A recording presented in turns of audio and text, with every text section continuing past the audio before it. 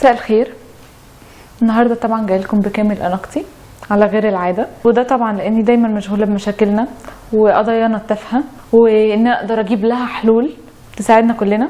بس عشان الحلقه بتاع النهارده بتتكلم عن الميك اب والبنت، بما ان المشكله النهارده عن البنت، فلو انت بنت اتفرجي احتمال ما تستفاديش حاجه، ولو انت ولد وحشري كمل معانا للاخر. النهارده حلقتنا عن الميك اب وخصوصا الكحل.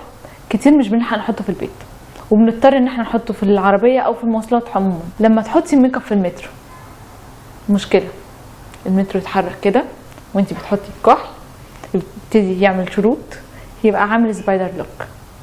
هتعملي ايه؟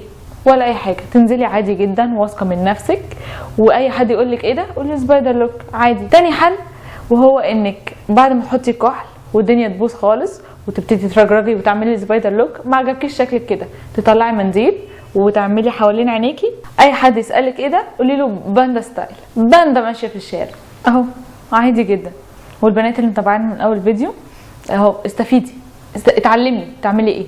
اهو عندك طريقتين، يا اما سبايدر يا الباندا، اي حاجه. والولاد يعني انت طبعا ما استفدتش اي حاجه، شيره لحد يستفاد منه، ادي لوكتك لاي حد، صاحبتك اهو خليها تعمل لك ستايلات جديده بدل ما تزهق منها.